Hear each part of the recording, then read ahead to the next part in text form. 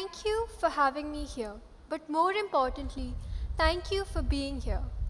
I'd like to take a moment to appreciate the shared space between us all today, where we exist not as faces in the crowd, but as people with stories to share and listen to. But how often do we find ourselves alone, even in rooms full of people? In a world that documents everything, we seem to have forgotten the art of really noticing. Hi, my name is Esha Agarwal, and I'm here today to tell you all about something I discovered that fundamentally expanded my perception and changed the way that I see the world. The art of connection. I'd like to start by telling you the story of Gurudwara Rohri Sahib. The only fault in the construction of this Gurudwara was being made 5 kilometers in the wrong direction of an imaginary line. In 1947, in their haste to flee a country brimming with religious violence, the British colonizers of our country left behind a messily drawn, bloody line separating India from Pakistan and people from their families, homes, and each other. Cyril Radcliffe, a man who was neither a cartographer nor had ever stepped foot in India, drew this border using outdated census data. This mistake cost us over 1 million lives. But the partition didn't end in 1947. It has left impacts that we still feel to this day. After the partition, Gurudwara Rohri Sahib, once a holy place joining people together in faith, became a border separating them, a border watchtower which was later abandoned. This is what happens when we as humans forget to connect, when we let ignorance come between us and part us from each other.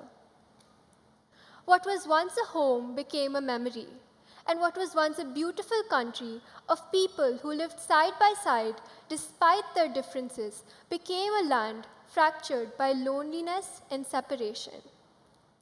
The wound of that exodus repositioned the very anatomy of people's identity for generations to come. The social identity theory in psychology explains this phenomenon in a very interesting manner. It explains how we derive a sense of self from the social groups that we belong to. It is human nature to categorize ourselves and others to understand our place in the world. But when those identities are manipulated, when we are told that they are different from us, these divisions can turn into walls that replace our shared humanity with a constructed otherness. This sense of disconnection hasn't disappeared with time. In fact, today we face a different kind of partition, one not drawn on the lines in maps, but felt in the ways of our everyday life. Despite living in an age of constant connection and communication, loneliness is a growing global epidemic. We have more ways to connect than ever before, yet 1 in 3 people experience loneliness. We think loneliness means being alone, but really, loneliness isn't there being a lack of connection or a lack of people around you. It is a lack of meaningful social relations that create a sense of perceived isolation, a partition that divides us emotionally. I like to think of life as a sea. Have you ever stood in front of a sea, felt that confrontation with the vastness of its expanse? When we humans are faced with something of such immenseness, we experience a sense of awe known as the sublime. The sea, just like our lives, is so vast and unbounded that it is utterly incomprehensible to our little brains. When we are faced with it, it tells us that our universe is not a construct. It is bigger than we fully understand. It is not inherently made of margins and borders and limits and shapes and lines that separate us, but it is one interconnected, fluid unit, a bigger force that makes us feel rather microscopic or insignificant in comparison. The thing is, in real life, we aren't standing safely at a shore looking at the sea from somewhere far away. We are in it, and it surrounds us from all directions.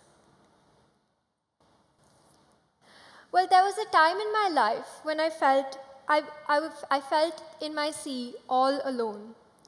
I felt a strong sense of alienation, like my boat was different from everyone else's. And so I decided to build a bubble around myself and be that frog in the story that never jumps out of its well. This is how I found myself in the big, endless, expansive void that I imagined I was in all alone. But then here's what I discovered. The sea wasn't empty at all. In fact, it was filled with many other people in it, wanting to be heard.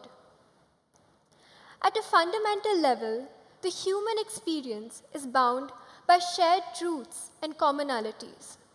We all share a similar fundamental nature and a collective drive to seek meaning. We all share the innate desire for belonging. We all share the ability to recognize and feel passion and create art.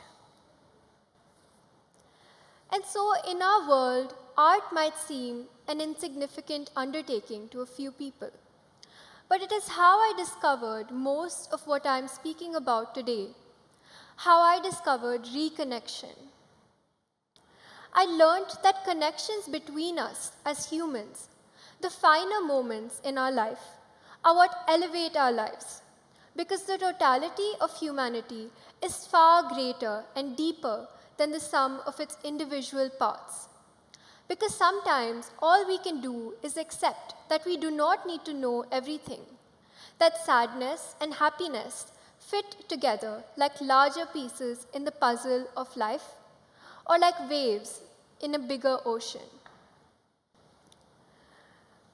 Individuals need to be understood in the light of the whole, and the whole is concealed within the essence that art captures. And so, in a world that often feels disconnected, I found my way back through art. At first, it was a means of seeking solitude within the isolation of the lockdown. But then, it became a journey of deeper exploration.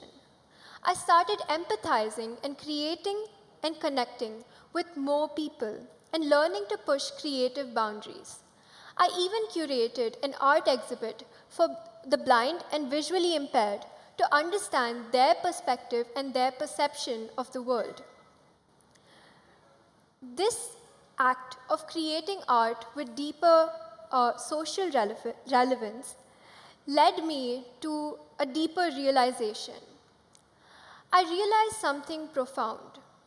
Art is not just self-expression. It is transcendence, a form of understanding and awareness.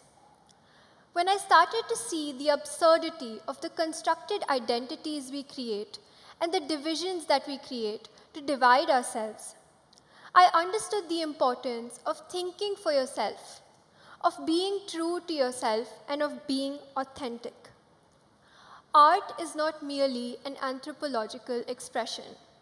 It transcends that definition and becomes a reminder of something greater, something deeper that supersedes our individuality and binds us together.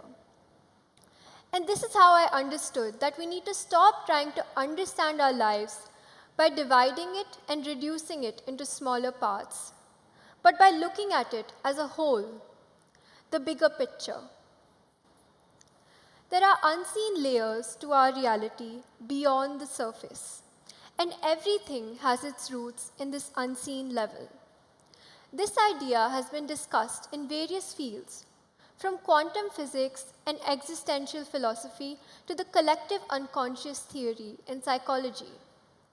This explains that we do not contain consciousness. Consciousness contains us because it is bigger than us. It surrounds us and flows through us. The forms are different and the expressions are unique, but it is universal. But a person trapped in their mind can never understand this, because even though consciousness is collective, unconsciousness is personal, and it separates us. And so I believe that our responsibility as artists and as individuals is to the universal truths, not to the people that seek to define it for us. We must have an individual thought process that considers the greater being and the greater good. Even that which we do not understand comes to us when we open our minds to awareness and understanding. So, you aren't alone in your loneliness. As the poet Rumi once said, "You are not a drop in the ocean, but an entire ocean in a single drop." Let me leave you with this. Will you be Radcliffe, the one drawing borders based on differences, or will you be the one who crosses these borders to reconnect and seek truth beyond these definitions? Thank you.